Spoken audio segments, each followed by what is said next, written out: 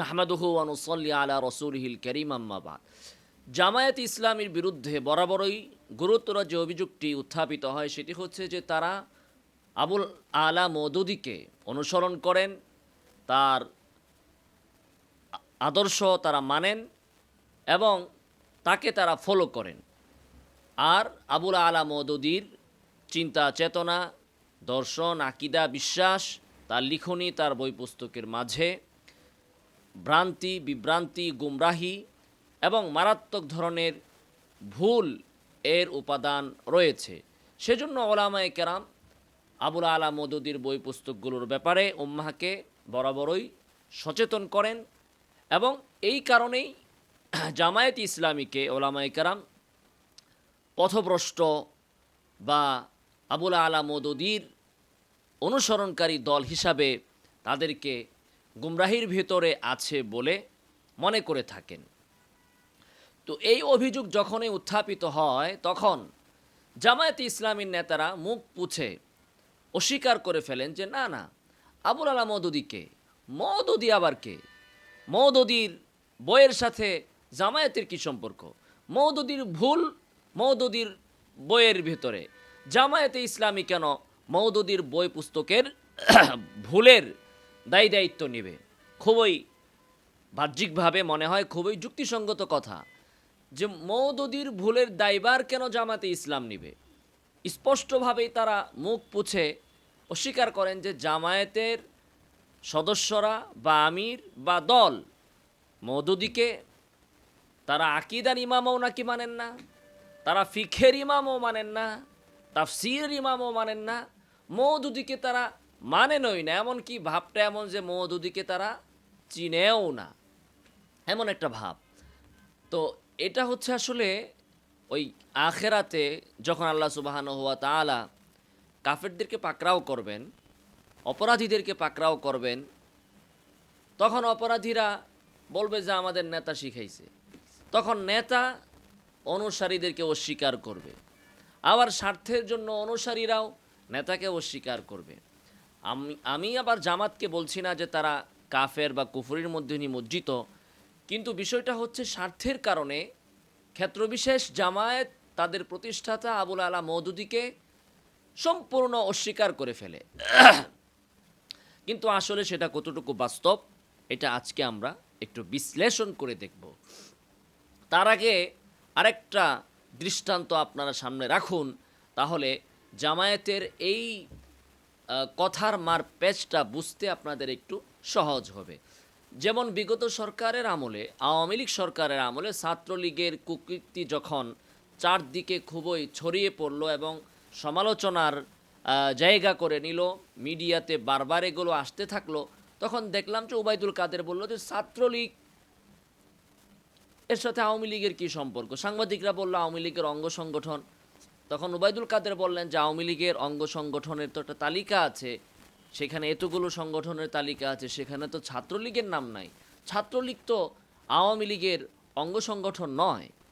এখন আপনারাই বলুন, কথার মার পেচ দিয়ে বা খাতা কলমে আপনি যাই দেখেন না কেন, আপনি কি বিশ্বাস করেন যে আওয়ামী লীগের সাথে ছাত্রলীগের কোনো সম্পর্ক নাই? এখন যখন বিপদে পড়বে আওয়ামী লীগ তখন এই কথা বলবে, কিন্তু আবার তলে তলে রাতের বেলায় এক টেবিলে বসেই তারা খাওয়া দাওয়া করবে। অপরদিকে এক্ষেত্রে আরেকটি দৃষ্টান্ত আপনি দেখতে পারেন।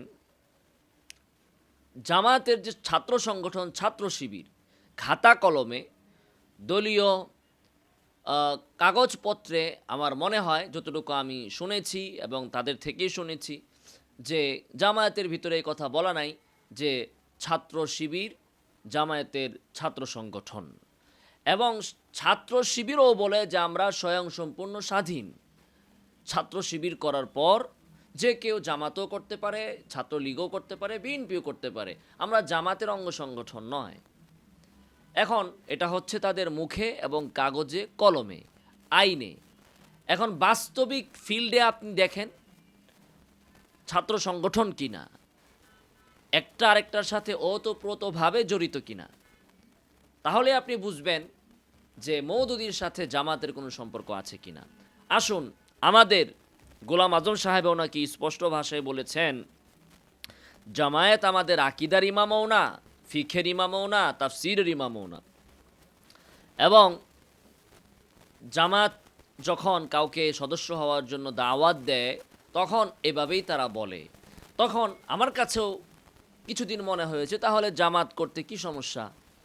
জামাত যদি মওদুদীকে নাই মানে, আকিদার ইমামও মানে না, ফিখের ইমামও মানে না, শুধুমাত্র একজন প্রতিষ্ঠাতা, তারা আদর্শ মানে রাসূল সাল্লাল্লাহু আলাইহি সাল্লামের, তারা আদর্শ নেয় কোরআন থেকে, তাহলে মওদুদীর ভুল জামায়াতের উপর তো কোনো ধরনের আসর করবে না, প্রভাব ফেলবে না।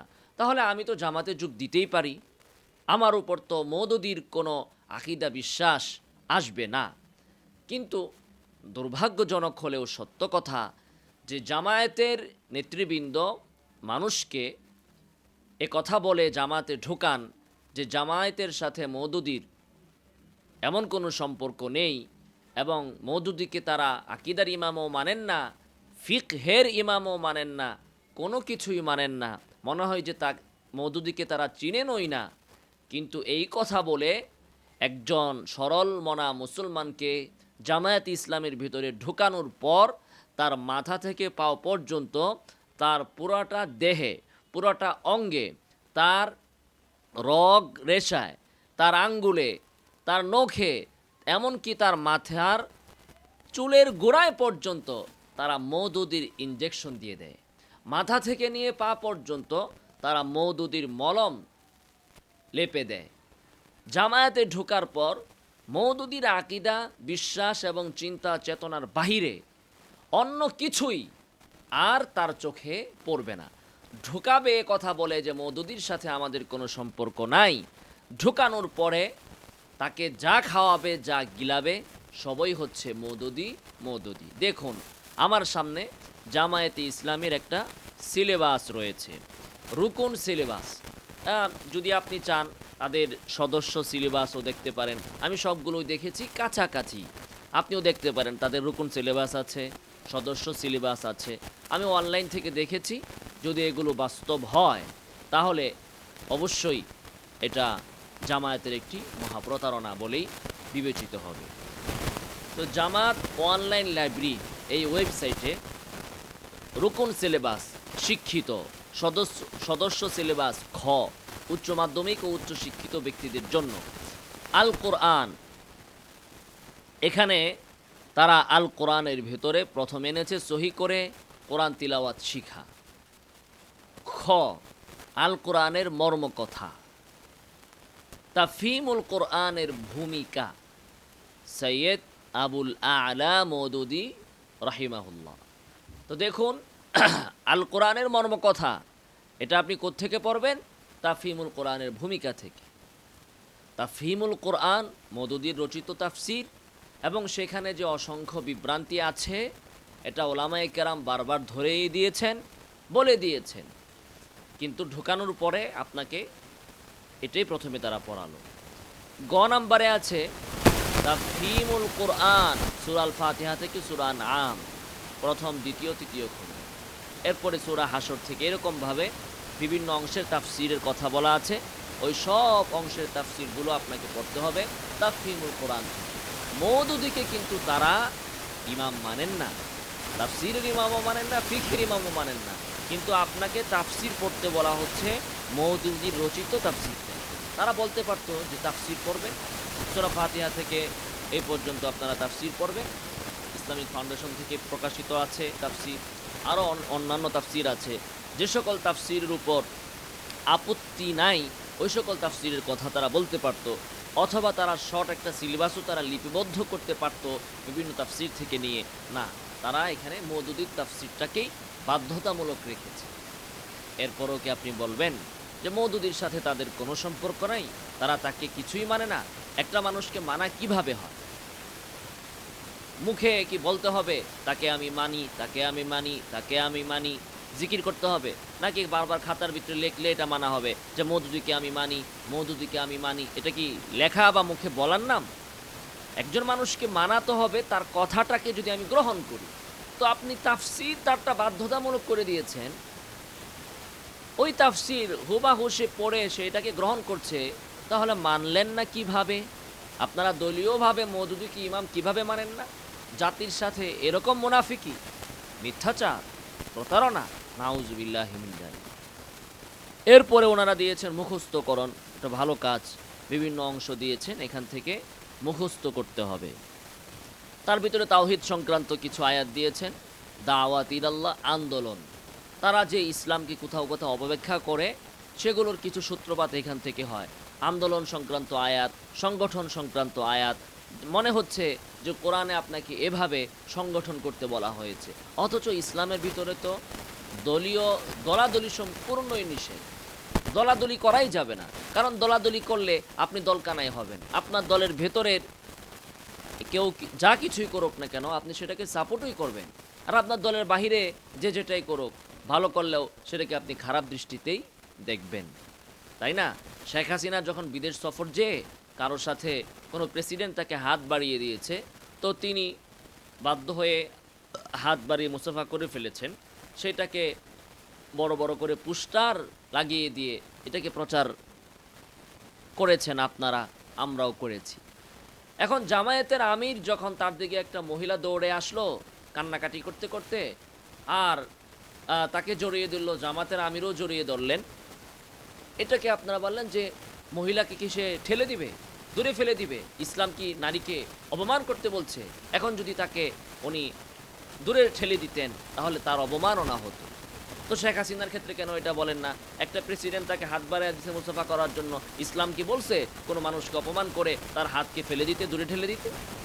তো নিজের ক্ষেত্রে 16 আনা আর অন্যের ক্ষেত্রে 0 আনাও নয়। এই হচ্ছে জামায়াত ইসলামীর মুনাফিকির নমুনা। এরপরে দেখুন আল হাদিস। আল হাদিস এখানে তারা প্রথমে রিয়াজুস সালিহিন রেখেছেন, ইসলামিক ফাউন্ডেশন কর্তৃক প্রকাশিত, অথবা হাদিস শরীফ প্রথম ও দ্বিতীয় খণ্ড মাওলানা আব্দুর রহিম, ওনাদের একজন ইমাম, ওনাদের একজন দলীয় আলেম, তার বইটা রেখেছেন। তারপরে আমরা যদি দেখি ঘ নাম্বারে রেখেছেন সুন্নতে রাসূলের আইনগত মর্যাদা, সৈয়দ আবুল আলা মওদুদী। আল ফিকের ক্ষেত্রে তারা কি রেখেছেন, এটা খুবই আমার কাছে অবাক লাগলো আমার, যে আসলে জামায়াত এরা কতটা বিভ্রান্তির ভিতরে রয়েছে দেখুন। এবং এই সমাজের যে অস্থিরতা এবং এই যে বিশৃঙ্খলা, তার পেছনে জামায়াতের ভূমিকাটাও এখান থেকে আপনি বুঝতে পারবেন। তারা ফিকের ক্ষেত্রে 3টা কিতাব সাজেস্ট করেছেন, তার ভিতরে সর্বশেষ যেটা, সেটা হচ্ছে ফিকহুস সুন্নাহ, প্রথম খণ্ড, সৈয়দ সাবিক। ফিকহুস সুন্নাহ এটা সৈয়দ সাবিক আরবের একজন লেখকের লেখা বই। এই লেখক একজন গুমরা লেখক। পৃথিবীর ভেতরে ফিকহের এত এত কিতাব থাকার পরে এই কিতাবটাকে আপনি কেন সাজেস্ট করবেন? এই লোক মাযহাব মানেন না, মাযহাব তো মানেনই না, বরং অনেক জায়গায় উম্মতের ইজমারও খেলাফ, নিজে যেটা বুঝছেন সেটাকেই তিনি লিখে দিয়ে চালিয়ে দিয়েছেন ফিকহু সুন্নাহ, মানে হাদিসের ফিক। তার মাথা থেকে আসছে, কিন্তু তিনি নাম দিয়ে দিয়েছেন হাদিসের ফিক। হাদিস থেকে তার মাথায় ঢুকছে এটা, তাই এটা হচ্ছে হাদিসের ফিক। আর হাদিস থেকে ইমাম মালিকের মাথায় যেটা ঢুকছে, শাফির মাথায় যেটা ঢুকছে, হাম্বলি, আবু হানিফা, তাদের মাথায় হাদিস থেকে যেটা ঢুকছে সেটা হচ্ছে লাথি মেরে ফেলে দাও। আর নিজের মাথায় যেটা ঢুকছে ফিক থেকে, যেটা আর সবাই বলছে এটার বিপরীত, ওটা তার কাছে হয়ে গেছে সুন্নাহের ফিক, হাদিস থেকে নির্যাসিত ফিক। এই ফিকহু সুন্নাহ বইটা, এটা চারো মাযহাব বিরোধী এবং সমাজের ভিতরে অস্থিরতা সৃষ্টি করার জন্য এই বইটাই যথেষ্ট। এই বইয়ের সম্পর্কে আরব আলেমগণই প্রতিবাদ লিখেছেন, এই বইকে খণ্ডন করেছেন, এবং সেখানে উম্মার বিপরীতে যে তারা এই ব্যক্তি যে সুজুজ বিচ্ছিন্ন মত অবলম্বন করেছেন সে বিষয়ে আরবের আলেমগণই সতর্ক করেছেন। কিন্তু দুর্ভাগ্যজনক হলেও সত্য কথা, বাংলাদেশ যেখানে অধিকাংশ মানুষ হানাফি মাযহাবের অনুসরণ করেন, সেই হিসাবে এখানে এমন ফিকহের বই পড়ানো দরকার ছিল যে বইটা হানাফি মাযহাব অনুযায়ী, সেটা না করে এই কাজটা করার মানেটা কি? এর মানেটা হচ্ছে এই যে জামায়াতও ওই যে মওদুদি যেমন গবেষণার ক্ষেত্রে কোনো মান, কোনো স্ট্যান্ডার্ড ফলো করতেন না, কোনো নিয়ম নীতি উসুল শাস্ত্রীয় কোনো নিয়ম নীতির তোয়াক্কা করতেন না। মাথায় যাহা ঢুকত তাহাই তিনি লিখে ফেলতেন, যাহা মাথায় ঢুকিত তাহাই তিনি লিখিতেন। এটাই ছিল মওদুদির কাজ। আর এর ফলে বিভ্রান্তি সৃষ্টি হয়েছে। ঠিক এই অঞ্চলে সালাফি, কথিত সালাফি বা আহলে হাদিসরা, এরাও কিন্তু এই অঞ্চলে প্রতিষ্ঠিত হয়েছে জামায়াতে ইসলামীর কাঁধে সওয়ার হয়ে। শুরুর দিকে জামাত তাদেরকে খুব সাপোর্ট দিয়েছে এবং তারাও জামাতকে সাপোর্ট দিয়েছে। মিল ছিল কোথায়? যে সবাই স্বাধীন চেতা, কেউ কোনো নিয়ম তোয়াক্কা করে না। মওদুদিও গবেষণার ক্ষেত্রে পূর্বের ওলারা কি বলেছেন, কোনো নিয়ম নীতির তোয়াক্কা করার দরকার নাই। সাহাবীরা কি বলছে, দরকার নাই আমার, আমি নিজে যেটা বুঝবো সেইটাই। তেমনিভাবে সালাফিদের ভিতরেও এই রোগ আছে। পূর্বের ইমামরা কি বলছে, তাদের বুঝ আমার দরকার নাই, আমি আজকে কি বুঝছি এটাই হচ্ছে সঠিক বুঝ। তো সেই মুক্ত চিন্তা থেকে মিল আছে সালাফিদের ভিতরে আর জামাতিদের ভিতরে, ফলে সাপোর্ট করেছে। কিন্তু জামাতি এই বাংলাদেশে সালাফিদেরকে প্রতিষ্ঠিত হওয়ার জন্য সুযোগ করে দিয়েছে, কওমিদেরকে ঠেকানোর জন্য। কিন্তু এক পর্যায়ে দেখা গেল সালাফিরা প্রতিষ্ঠিত হয়ে জামাতকে চপেটাঘাত করলো। তারা জামায়াতে ইসলামীর আবুল আলা মওদুদির এই ভুলগুলো নিয়ে তারাও খুব সরব হতে শুরু করলো। এবং আমাদের কওমিরা তো আকীদাগতভাবে বা ধর্মীয় দৃষ্টিকোণ থেকে বা ইলমি দৃষ্টিকোণ থেকে জামাতকে সাপোর্ট না করলেও বিপদ আপদে তাদের পাশে দাঁড়ায় বা রাজনৈতিকভাবে একসাথে অনেকেই কাজ করে থাকেন। কিন্তু সালাফিরা বলল যে ইসলামের ভিতরে এ ধরনের কোনো রাজনীতি নেই, এই গণতান্ত্রিক পদ্ধতিতে নির্বাচনে অংশগ্রহণ করার কোনো সুযোগ নাই, এ সমস্ত দলবাজি করার কোনো সুযোগ নাই, এবং সরকারের বিরুদ্ধে এই যে জামাত আন্দোলন করে এগুলো সম্পূর্ণ হারাম না জায়েজ, হরতাল সম্পূর্ণ হারাম না জায়েজ। এখন জামাতি আলেমরা খেপে উঠল সালাফিদের বিরুদ্ধে। তখন তারা তাদের থেকে আবার ফিরে আসলো, আইসা আবার হানাফি হওয়া শুরু করলো। নাহলে কিন্তু জামাতি আলেমরা ইতিপূর্বে ওই সালাফিদের মতোই কিন্তু বক্তব্য দিত। ওই মাসালাগুলোর ক্ষেত্রে ফরজ নামাজে আপনি সূরাতুল ফাতিহা পড়বেন কিনা ইমামের পেছনে, তারপরে আপনি হাত কোথায় উঠাবেন, কতটুকু উঠাবেন, রফুল্লেদিন করবেন কিনা, এসব বিষয়ে কিন্তু ওই তারেক মনোয়ার সহ দেখবেন যে তারা কিন্তু আগে উল্টাপাল্টা ফতোয়া দিত। পরে সালাফিদের সাথে যখন এই মিলমিশ হইল না, বনিবনা হইল না, তখন তারা ফিরে আসলো। তো এই যে দেখুন জামায়াতের অনেক ব্যক্তিকে দেখবেন যে তারাও সালাফিদের মতো আমলে অভ্যস্ত। এটা কেন? এই যে আল ফিকহুস সুন্নাহ, এটা তারা এখানে রেখেছে। নাউজুবিল্লাহি মিন যালিক। ফিকহুস সুন্নাহ এটা আলবানী বা সালাফি অন্য যারা আছেন তাদের থেকেও মারাত্মক বিভ্রান্তিকর বই, মারাত্মক বিভ্রান্তিকর বই। আলবানীর বইয়ের ভেতরেও হয়তোবা বেশিরভাগ জায়গাতেই দেখা যাবে যে সেখানে তিনি যেটা করেছেন সেটা শাফি মাযহাবের সাথে মিলবে, কিন্তু ফিকহুস সুন্নাহ সে আরও এক ধাপ উপরে যেয়ে অনেক জায়গায় নিজের বিচ্ছিন্ন মতকে নবীর সুন্নাহ বলে সে চালিয়ে দিয়েছে। কাজে এই ফিকহুস সুন্নাহর এই কিতাবটিকে তাদের ফিখের সিলেবাসে রাখাটা এটা কতটা জাহালাত, বিভ্রান্তি, গুমরাহি, বিশৃঙ্খলা, এটা জামাতের নেতৃবৃন্দ হয়তো কখনো ভেবেও দেখেন নাই। ইমান আকিদার ভিতরে কয়টা বই আনছে? 3টা বই, 3টা বইয়ের মওদুদি লিখা। তারপরও বলবে যে মওদুদি আমাদের আকিদার ইমামও না, তাফসিরের ইমামও না, মওদুদিরে আমরা চিনিও না, জানিও না, তার সাথে আমাদের কোনো সম্পর্ক নাই। দাওয়াত ও তাবলীগের ক্ষেত্রে 3টা বই, 3টা বই ওনারা রেখেছেন মওদুদি। ইসলাম ও ইবাদত এই সংক্রান্ত বই এনেছেন 1টা 2টা 3টা 4টা 5টা 6 7 8 9 10 11 12 13 14টা বই এনেছেন। 14টার ভিতরে আমরা দেখি মওদুদির বই কয়টা? 1 2 3 4 5 6 7 8 9 10, 10টা বইয়ে হচ্ছে মওদুদী। 14টা বইয়ের মধ্যে 10টা বইয়ে হচ্ছে মওদুদীর বই। এরপরও বলবে যে মওদুদীকে আমরা মানি না, নিজেদের সিলেবাসের ভেতরে এটা রেখেছে। এরপরে আমল আখলাক ও মুআমালাত, মতিউর রহমান নিজামী সাহেবের 2টা বই, নাইম সিদ্দিকী ওনার একটা বই। ইসলামী আন্দোলন ও সংগঠন, এখানেও মওদুদী রহিমাহুল্লাহর অসংখ্য অসংখ্য অসংখ্য বই এখানে ওনারা লিখেছেন।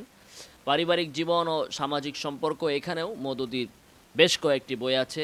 সিরাত ও ইতিহাস, এখানেও মওদুদীর বেশ কয়েকটি বই আছে। গোলাম আজম সাহেবের বই আছে। জামাত প্রকাশনীর একটা বই আছে। তাহলে দেখুন সিলেবাসের ভেতরে মানে বেশিরভাগ বই এখানে মওদুদী রহিমাহুল্লাহর রচয়িত। ওনার রচিত বই পুস্তকগুলো তারা পড়াচ্ছে, তারপরেও তারা বলে আমরা মওদুদীকে মানি না, মওদুদীকে আকীদার ইমামও মানি না, মওদুদীকে আমরা ফিকহের ইমামও মানি না। আপনারাই বলুন এই কথাটা কি তাদের যথার্থ? আল্লাহ সুবহানাহু ওয়া তাআলা আমাদেরকে বুঝার তৌফিক দান করুন। আমিন ওয়া আখিরু দাওয়ানা আলহামদুলিল্লাহি রাব্বিল আলামিন।